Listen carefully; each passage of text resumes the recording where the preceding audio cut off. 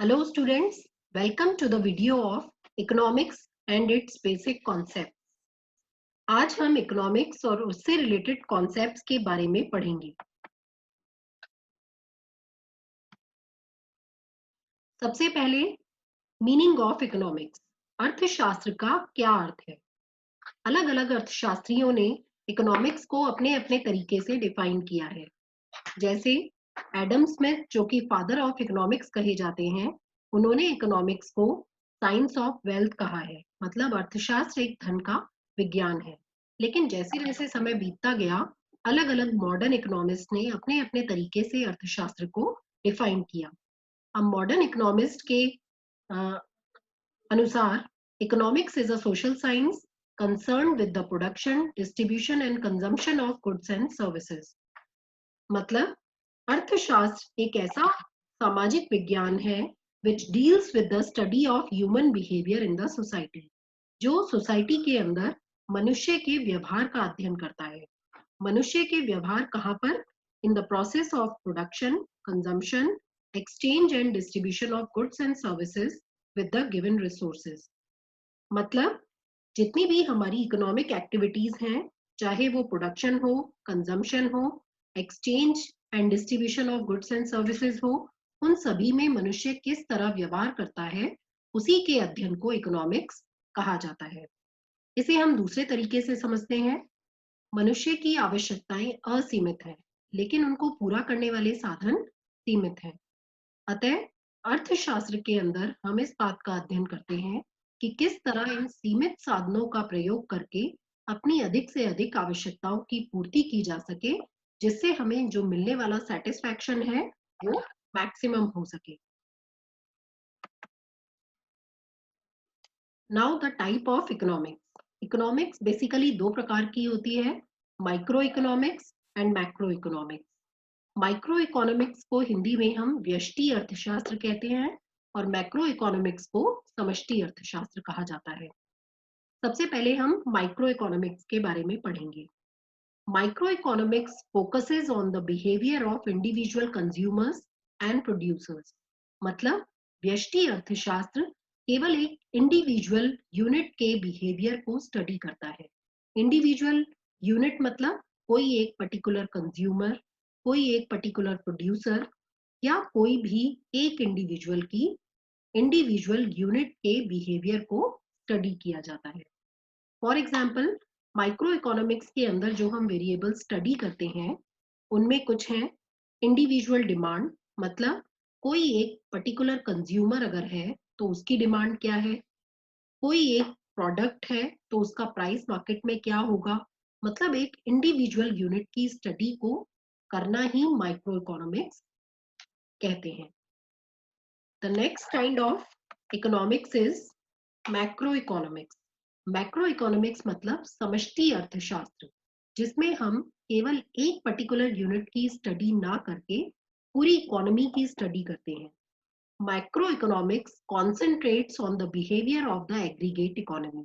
मतलब इसमें पूरी इकोनॉमी एज अ होल हम स्टडी करेंगे। मैक्रो इकोनॉमिक्स के अंदर जो वेरिएबल स्टडी किए जाते हैं वो है एग्रीगेट डिमांड, मतलब जो टोटल कंज्यूमर्स हैं पूरी इकोनॉमी में, उन सभी की जो टोटल डिमांड होगी उसको हम मैक्रो इकोनॉमिक्स में स्टडी करेंगे।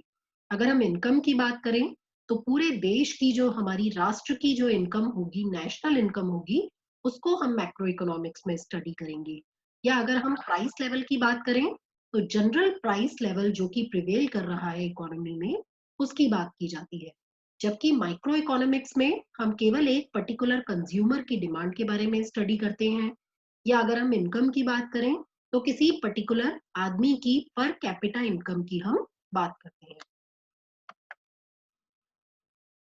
अब जो नेक्स्ट टॉपिक हमारा इसमें आता है वो है central problems of an economy.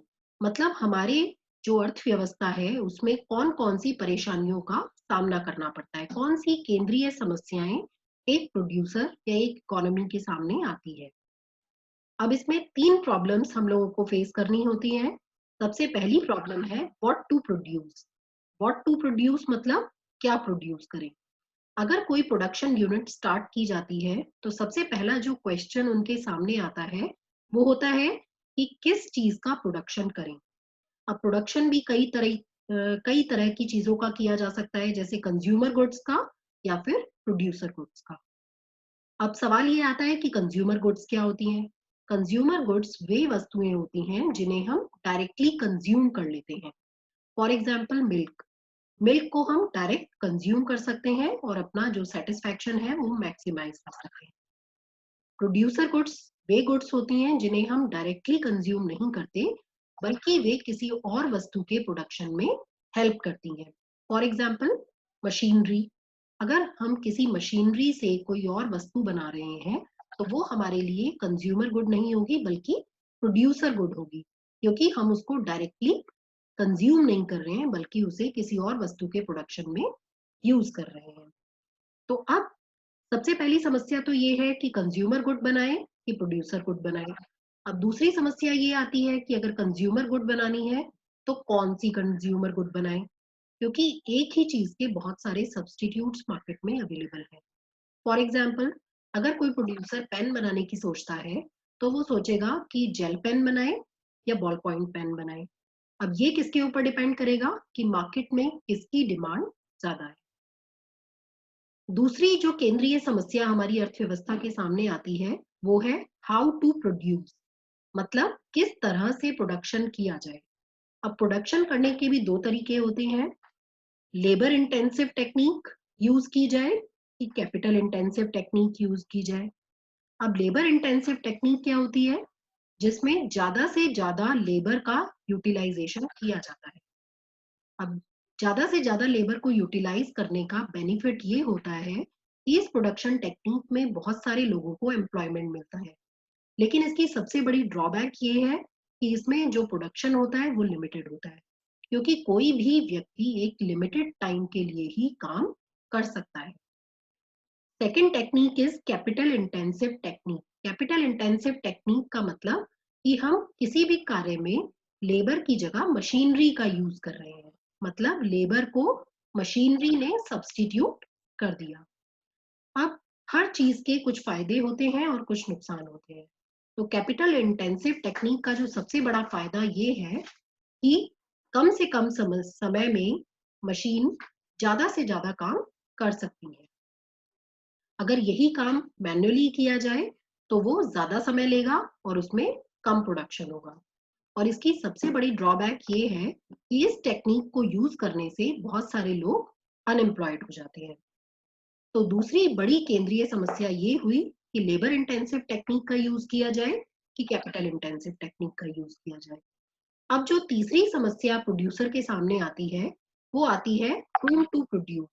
whom to produce का मतलब ये नहीं है कि किसके लिए प्रोड्यूस करना है, बल्कि इसका मतलब है कि जो भी प्रोडक्शन हुआ है उसको कैसे डिस्ट्रीब्यूट करना है।